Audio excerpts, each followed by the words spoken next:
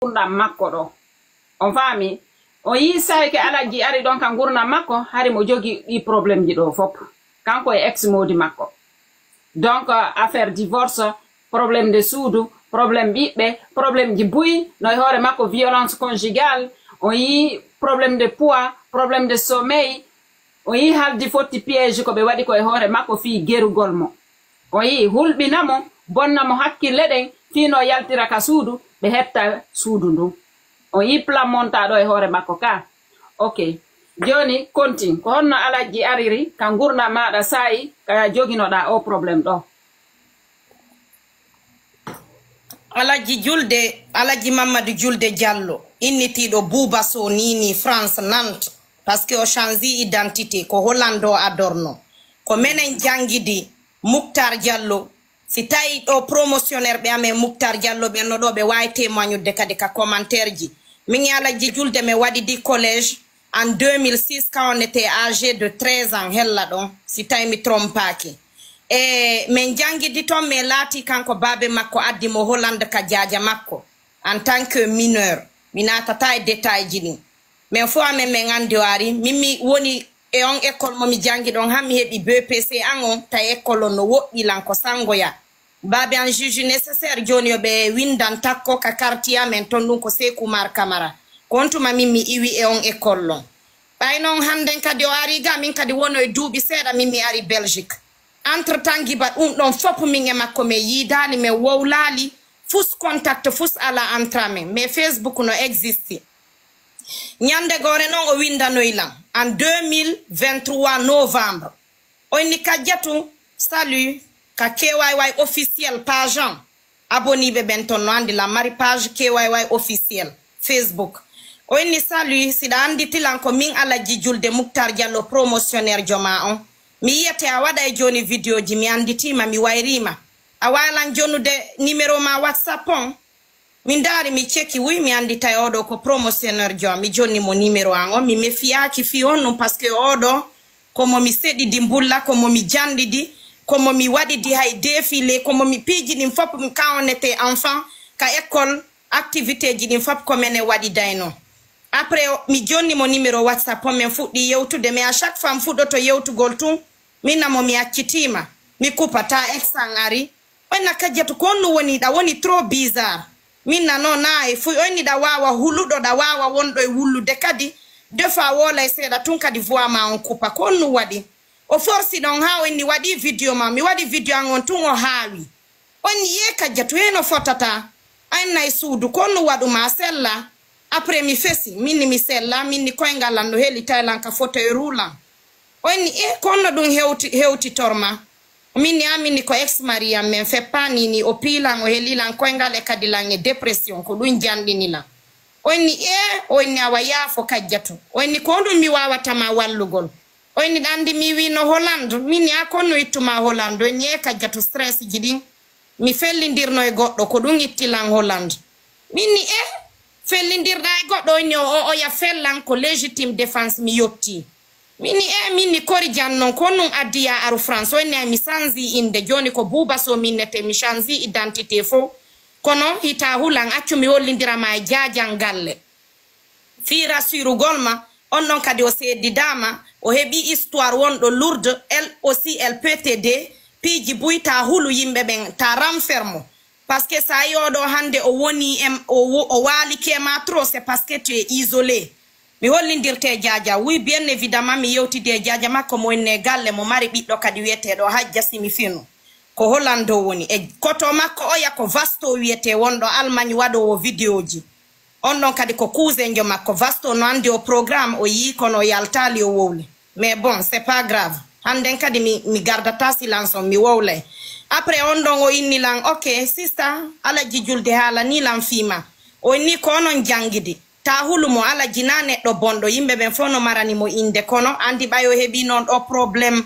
e Hollande ɗo ko ɗum ittimo ɗo naɓimo ton handen kadi ta mefiyo e makko menen meɗen ɗo fima minni awa ellala onni Alaji kadi haala ni langimo faalama jombude hay siɗa ñiddi hay siɗa kaani hay siɗa nawni no wayirɗa wo menen men dara to peera o waɗay ka an mais an natandan ko santé ma on taw ɗumanni woni en priorité minni ok problème ala après min fuɗɗi yewtude seeɗa il me rassuré il me réconforté tout le temps ha o inni o ñawlaylan 3000 € komi ñaama e komi yoɓira facture parce que hari arriére ji ɗin ɗuuɗi facture ji ɗin ɗuuɗi modi alle ka systéme ko kanko duwalan sarsade mais tawi o yoɓantalan facture o okkorta men min ñaama o innala wo regrettinaylan ko nattirani goroji andem o mi anday ko hombo sinci leydi Porto cette année ex maria waɗay ɗo 24 ans 24 ans o wuuri Belgique ɗo anduɓe ɓen no andi mi toñatamo ko Abdoulaye Djibril Balde o wiyete hande mi innitay inde makko pour une première fois mi protégi mo tandani mais hande kadi mi wawatamo protéjude je vais tout dire si Allah jaɓi après hande kadi woniri noon mi fuɗɗi dikkude seeɗa mi fuɗɗi suusude famille alaji julde wonirɗon Europe ga seeɗa jangalle à chaque fois noddaylan innalan ça va aller courage min ko pullo mo Sénégal jombiti langi bami seedi de o pullo siɗɗo am e min kadi mi hettike joni min tigiri mi arno ɗo ha mi heɓi dépression mi feeti kono ɗum ɗon fof iwiyan hay mi fembino sifa konko fembiɗa ɗon ça va aller tenu bon meɗen ɗo mais kaka haalaji mais à chaque fois halde mi yahay ka makko mi ronki laatade woni ɗon ha alaji julde ɓay woni platron ittama ka koyngala mi fuɗɗi dikkude oni kajjatu joni aru nante yiyaka an sanza kadi lieu seeɗa iwa ka isoliɗa ɗon ɗum noon kadi min mo écoute mi wawata yawde par ce que ɓiɓɓe am ɓen ala komi accaɓe oni ndaru si tawi a yewta e ex mari ma so wonda e ɓiɓɓe ɓen par ce que ko non ɗiɗo heeɓi ɓe an kadi yalta seeɗa kanko ñande be o yaha lagine o yahay ka o faala o yaltay ka o faala anda jooɗi ɗon tun eto ara minni ok probléme ala mi halfini modi an ex mari am ɓiɓɓe ɓen mi haalani mo minni la yawde kadi France oui mi woluno kadi minni la yawde France Nantes miɗo yawde mi surtina seeɗa han hande malgré men haɓi mi waynortomo saabu teddungal ko tawi kon non seulement ko denɗirawan ko kotirawan kadi onni probléme ala wonda e ɓiɓɓe ɓen min mi yi mi waɗoy ton une semaine oui il a été au début gentil o ɗumanni mais ko woni mi famali apparemment alaji julde jaka e ex mari an apparemment ɓe andidiri e wi'i maɓɓe min mi anda few o waɗi ñolu mi yeyi toon o defanalam mi ñaama o okkoralam mi sike piwoy seeɗa ko woni besoin fi neɗɗo ta o yeebo wona ñamete o añanallam ɓayna fiyomi fenu wona lootagol o añanallam o yahayno golle o accidalan e suudu makko ndu yelen non faamude mi suuɗotako kadi mi hersata fillagol ko waɗi ko ñaawe na probléme mi jangata kadi commentaire mi tewtotako koko waɗi kon hakkudan e Allah on mi wowlata sa maapike a yeebike a weelama a raɗama a ñaama a faalama feetinede a wawata handen kadi meilleur ami d'enfance ma tandanama jungo saloɗa mi creva no woni ñaawelan siko fiɗum ɗon min mi yehi handen kadi mi woni ton après ni kajjatu ay non na stéréotype ji ɗi wonɗa nande ɗin e hoore am anani inde piiji buy e hoore am promotionnaire ɓe no enna komi bandi kono a yii min ni hi mais hari mo waɗi manche longue min mi yaali mo mari ɗi bindi ka ɓandu makko tatuji mo waɗi manche longue o woni très gentil min mi arti o ɗowtilan ka aéroport min mi arti hanka an après min fuɗɗiti yewtugol o ni kajjatu joni a wawaylan présentude famille ma on par ce que mi hollidirima e famille an o min ni hi min la mari miñirawo gorko ɗo la wawma hollidirde on ɗon taw par ce que hande kon ɗo woni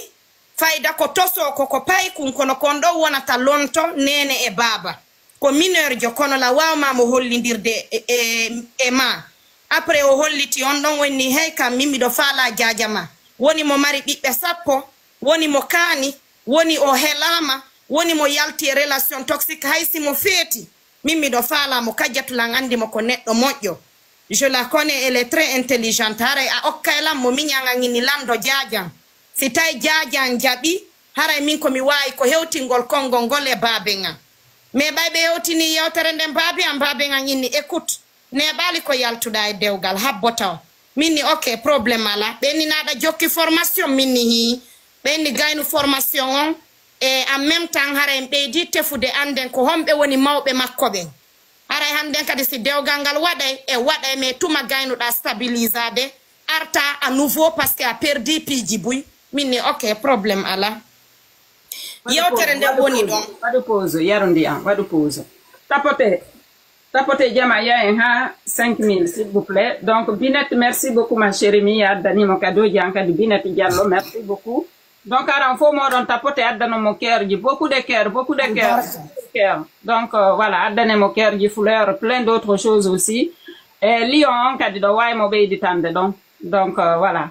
En tout cas, elle mérite tout le soutien parce qu'on a une histoire mako déjà ka fuɗɗi do ha hewti do pour le moment lannali goy parce que ngare kadi fi vidéo ji yalto didi. Mais pour le moment, waden pause seeda accien o yarandi et puis onon kadi tapoto faut que gollon onon kadi parce que do ko menen tu woni gollude onon kadi golle seeda après mi jettoye on intervenant parce que demande ji no duudi do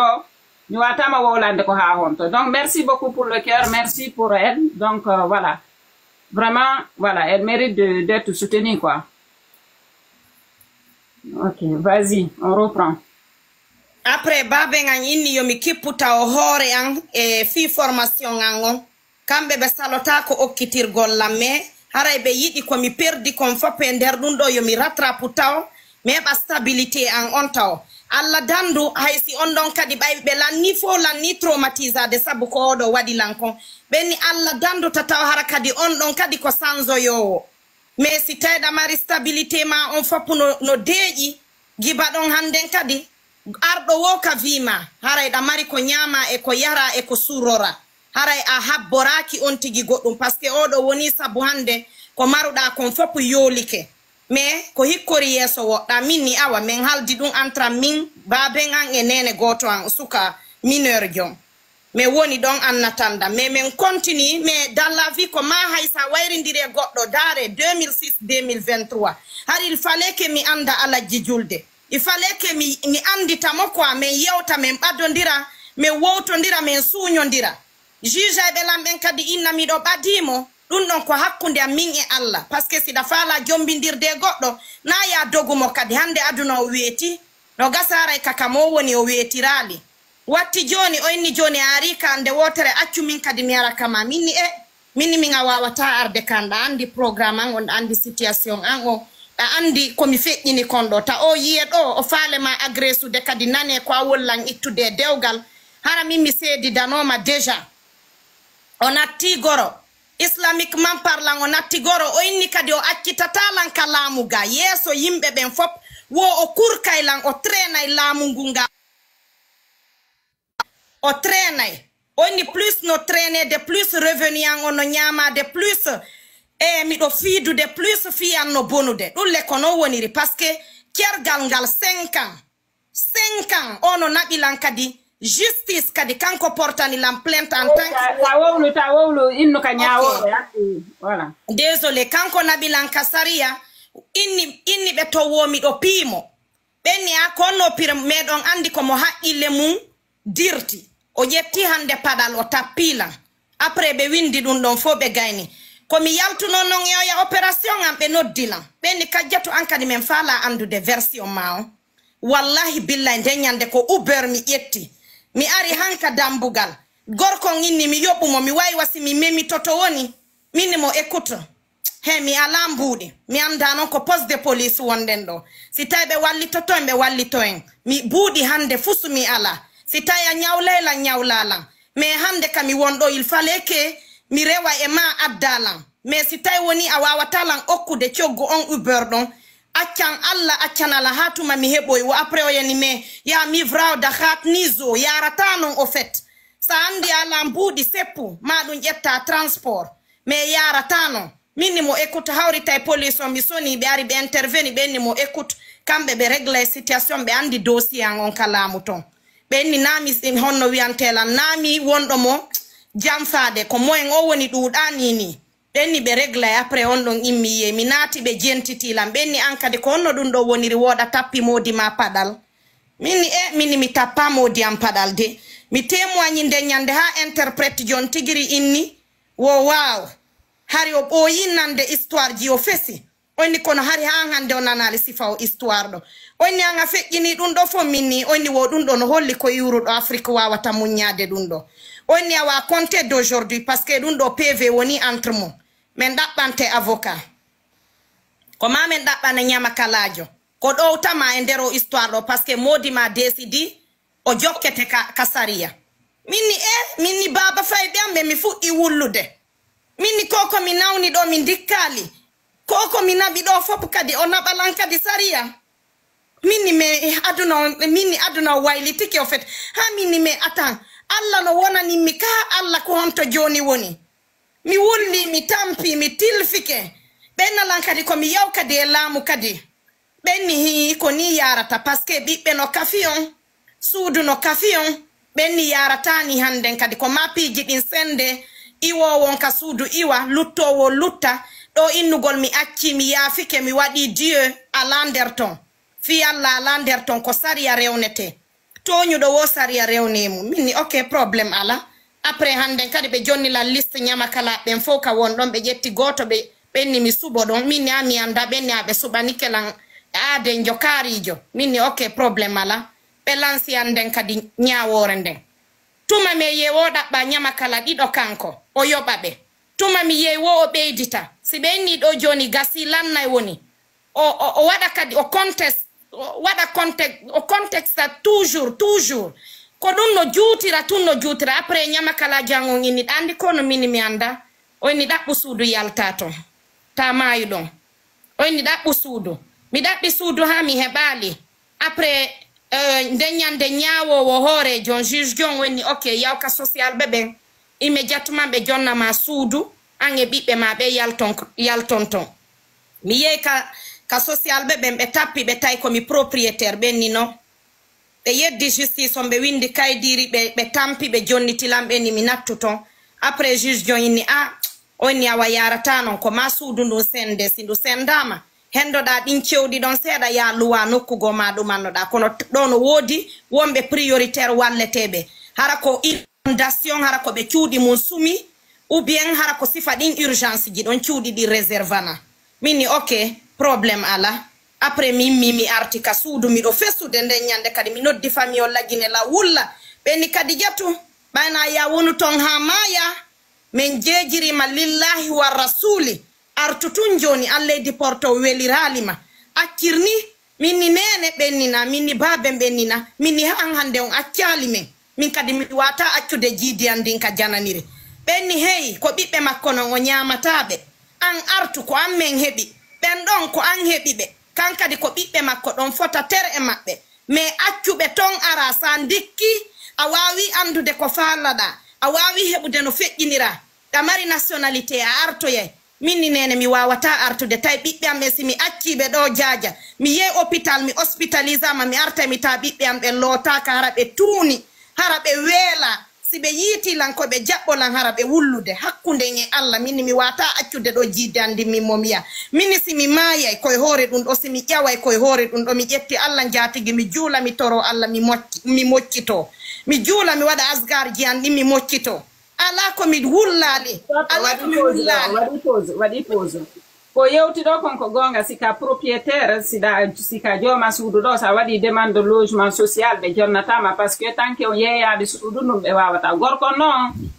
on yiiɓe waɗi calcul ji ɗin fof muɗum fi par oɗon ɓay ko kamɓe ɗiɗo jeeyi suundu si gorko yeeyi suundu haray mo duwamo o moy haysko 50.000 euros e gorko noon bañaki ɗum ɗon yoɓe yeeyi suudu ɗum ɓe senda mbuuɗi ɗin en fait quoi donc bittu makko ko feetingo oɗo yaltinamo ka suudu to